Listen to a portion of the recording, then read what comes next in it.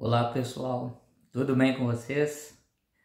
Depois de algum tempo, volto aqui ao canal para fazer este vídeo para compartilhar algumas opiniões minhas, né, alguns pensamentos sobre acontecimentos aí relacionados aos últimos dias, né? Eu dei uma parada aqui com a produção de vídeos no canal, estou muito envolvido com questões de trabalho, estou desenvolvendo um projeto relacionado à temática do ateísmo, e isso é fora as outras atividades, da aula e, enfim, atividades administrativas na universidade, elas acabam tomando bastante tempo, o que dificulta a possibilidade de eu estar aqui com frequência no canal. Na verdade, isso não é de hoje, né? Já faz um bom tempo para quem acompanha. Mas enfim, apesar de não estar aqui presente, eu estou sempre, né, monitorando a internet, vendo os acontecimentos, as notícias. E algumas coisas, né, que me tocam mais assim do que eu vi nos últimos dias, eu gostaria de compartilhar com vocês, tá? Então tem 3 assuntos que eu queria falar aqui, e aí depois, se vocês quiserem, né, deixar nos seus comentários suas opiniões, suas impressões, fiquem à vontade. O primeiro deles diz respeito a o primeiro assunto que eu queria falar com vocês é sobre uma matéria que saiu alguns dias atrás, no dia 18 de maio, no portal UOL, que tem como título: Vereadores fazem ofensiva por religião nas escolas em ao menos 13 capitais. Quem me conhece já sabe que eu já tenho batido nessa tecla, né, sobre a questão da presença de cultos religiosos, orações, utilização da Bíblia, enfim, né, proselitismo religioso dentro da sala de aula, que é diferente da ideia de a gente pensar a religião como parte da história humana e, consequentemente, como algo que deve ser conhecido dentro do ambiente escolar. Isso é uma coisa. Outra coisa é usar o ambiente escolar como proselitismo religioso, como espaço de evangelização, levando em consideração que a escola é um ambiente plural, né? Lá estão presentes pessoas que têm uma diversidade de crenças religiosas e também de não crença religiosa, sem falar que o princípio da laicidade, né, estabelece uma separação entre essas duas esferas, ou seja, uma separação entre escola e religião, no sentido de não tornar a escola uma instituição convencional, né, de proselitismo religioso. Tá? Apesar disso, isso é o que está na lei. Porém, o que a gente vê na prática, infelizmente, é a prática cotidiana desse tipo de atitude no espaço escolar. Eu escrevi um artigo aqui para o jornal de Nova Andradina, na cidade onde eu moro, aqui no Mato Grosso do Sul. Então, alguns dias atrás, inclusive foi antes de sair essa matéria no portal UOL, questionando a questão da oração nas escolas. Porque aqui é muito comum esse tipo de prática, né? Momento de oração, momento de culto, né? Mensagens religiosas para os alunos, enfim, né? E isso acontece cotidianamente. Então eu fiz um artigo crítico, inclusive lá nas redes sociais, uma pessoa, né, que se identificou como uma professora disse que fazia isso na aula dela aqui na cidade e continuaria fazendo isso. Assim, e eu falei para ela: você sabe que está agindo contra a lei, isso é inconstitucional. Ela nem se importou. Aliás, ela nem respondeu esse comentário. Mas eu vou ler aqui alguns trechos, tá? Vereadores fazem ofensiva por religião nas escolas em ao menos 13 capitais. Esse artigo no portal UOL é assinado por Ana Paula Bimbat. Tá? Então ela diz o seguinte, disponibilizar Bíblia nas bibliotecas de escolas públicas e privadas, tá? ou usar o livro como material de apoio na sala de aula. É sobre esses temas que vereadores de ao menos 13 capitais têm apresentado projetos de lei pelo país. E, de acordo com os especialistas, essas propostas são inconstitucionais. Então, o que a gente tem visto aqui, conforme a notícia está colocando? Propostas buscam autorização para intervalos bíblicos, como são chamados os devocionais. Levantamento feito pelo UOL mostra que há projetos de lei para autorizar os momentos de louvor e oração na hora do recreio em 4 capitais, incluindo São Paulo. No mês passado, a Câmara de Belo Horizonte aprovou uma proposta que libera a Bíblia como material de apoio. Segundo a autora do projeto, Flávia Borges, do partido DC, Democracia Cristã, não me recordo agora, mas talvez sim. O tema surgiu porque a Bíblia é o livro mais lido, mais vendido e mais publicado em todo o mundo. Ora, se isso é justificativo, entendeu? Só porque é o livro mais vendido, agora ele tem que necessariamente ser material de apoio. Onde é que a lei diz que o livro mais vendido, ele obrigatoriamente tem que se tornar material de apoio escolar? A vereadora nega que a lei seja inconstitucional. Ela se baseia nos artigos dela, que diz que nenhum aluno é obrigado a participar das atividades. Não, aí vem uma fala dela. Não fere a laicidade do Estado, apenas permite que a Bíblia seja consultada como material de apoio. Sim, fere a laicidade do Estado. Minha cara, acho que é vereadora, né? Da Câmara Municipal. Isso fere sim o princípio de laicidade, né? Porque tu está criando aqui uma assimetria, né? 2 pesos e 2 medidas. A Bíblia entra como material de apoio, mas se a gente for pensar a Bíblia como material de apoio, então a gente, e se tratando de um livro de teor religioso, e pela toda a carga que a Bíblia tem, historicamente falando, então a gente vai ter que abrir espaço para todos. Será que ela vai concordar com isso? Eu acredito que não.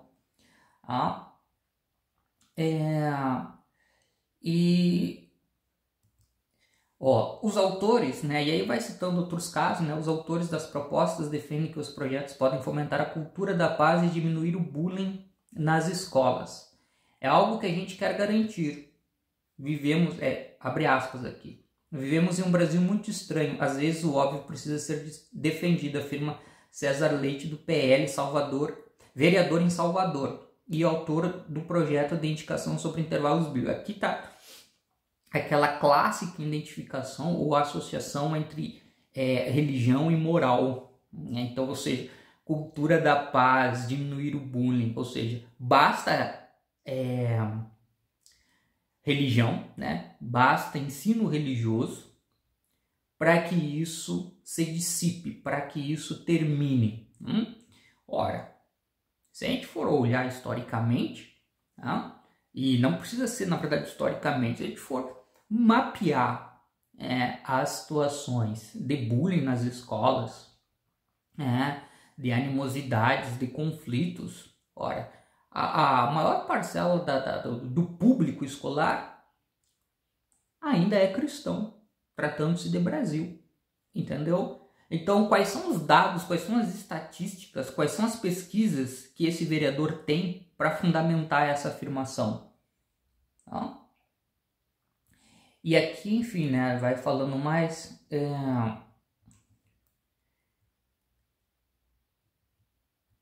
vai falando mais sobre o assunto, eu estou vendo aqui se pega um trecho mais interessante.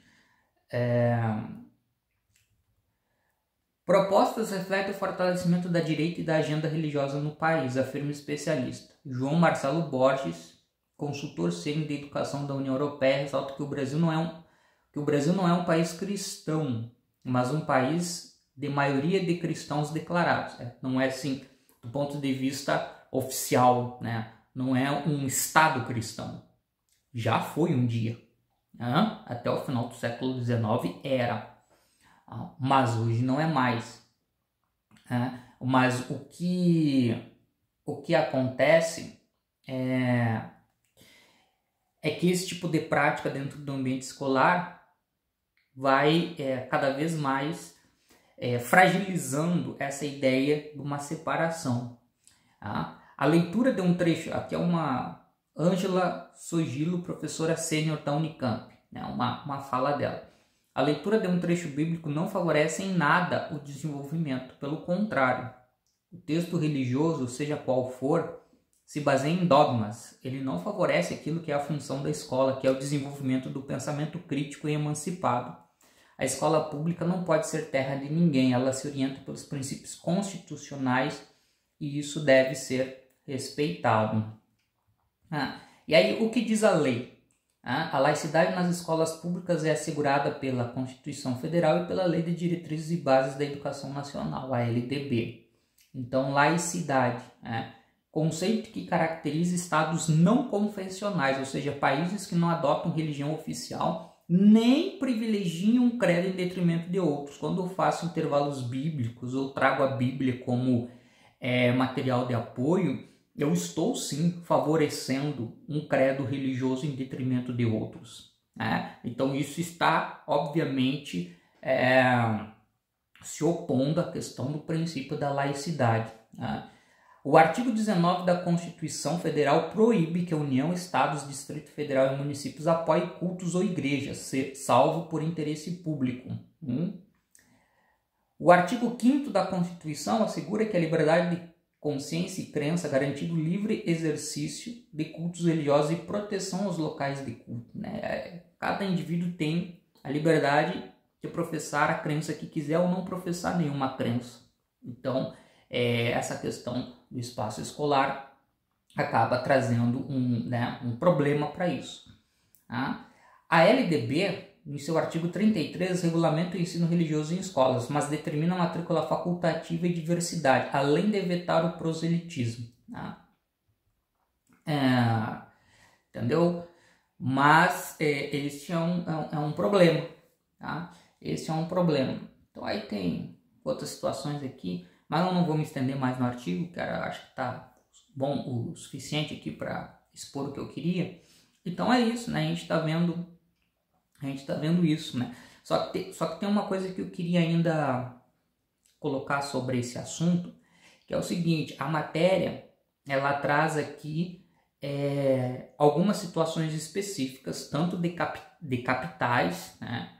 E também de regiões do Brasil, onde a gente está verificando essa questão, tá? Desse engajamento, deste ativismo de setores religiosos, de alguns setores religiosos que querem tornar o ambiente escolar como um ambiente de proselitismo, de culto religioso. Sempre é interessante que ali na matéria diz o argumento de que nem todo mundo é obrigado, quem não quer não participa, mas entendeu? Isto é segregação, sabe? Isto é segregação dentro do ambiente escolar. Então isso cria uma prática discriminatória. Então isso não deveria estar presente. Infelizmente, a matéria, assim, ela fala sobre situações onde há iniciativas de projetos de lei. Só que isso pode dar a entender que onde não é citado, então a coisa está tranquila. E eu digo que a coisa não está tranquila.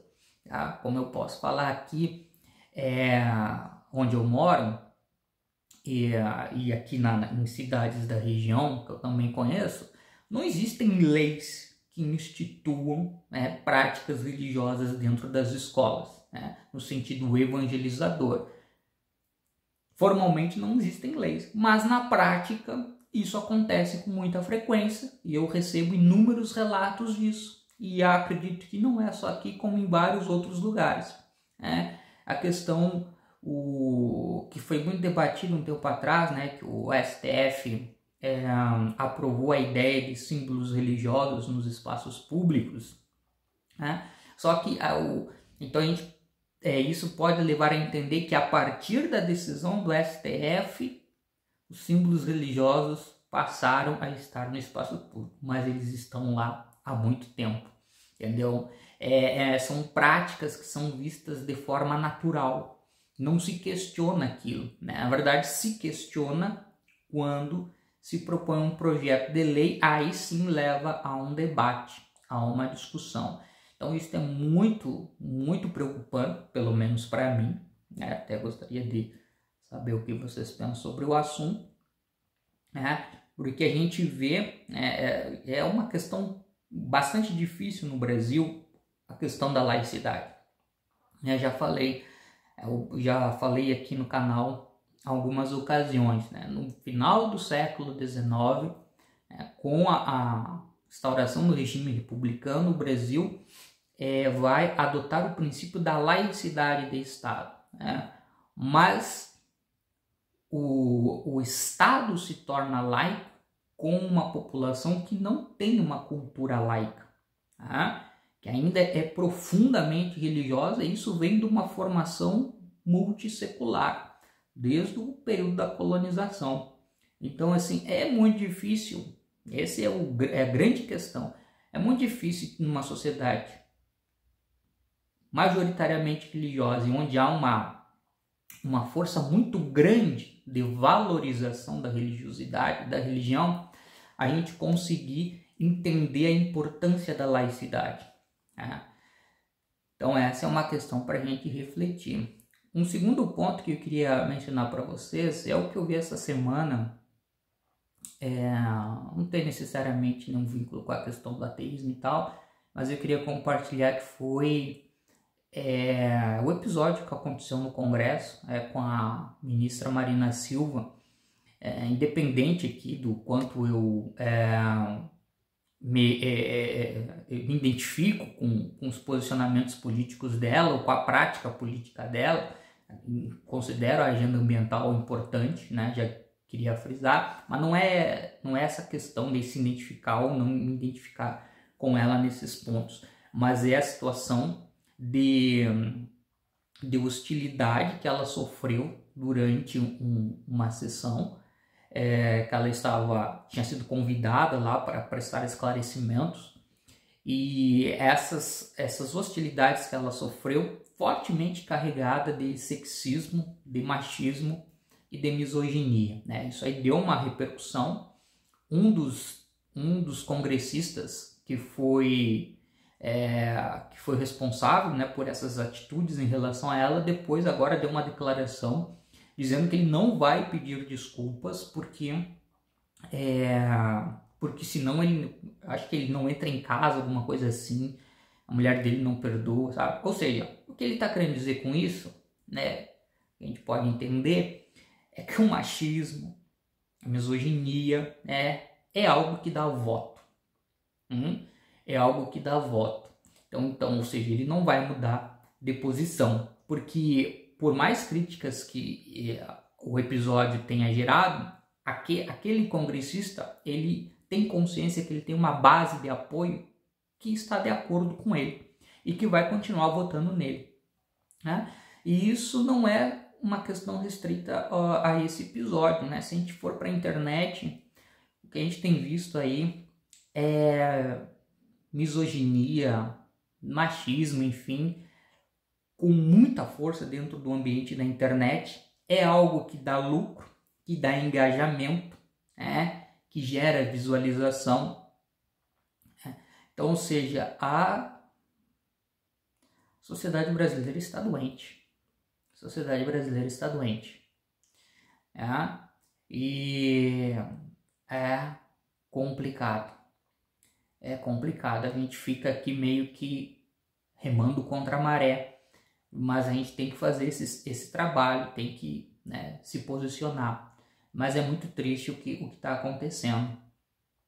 Quando, pelo menos eu, assim, na minha trajetória pessoal, imaginava, né, mas quando era um pouco mais novo, né, que o Brasil poderia estar se encaminhando para algo melhor, né, enquanto sociedade.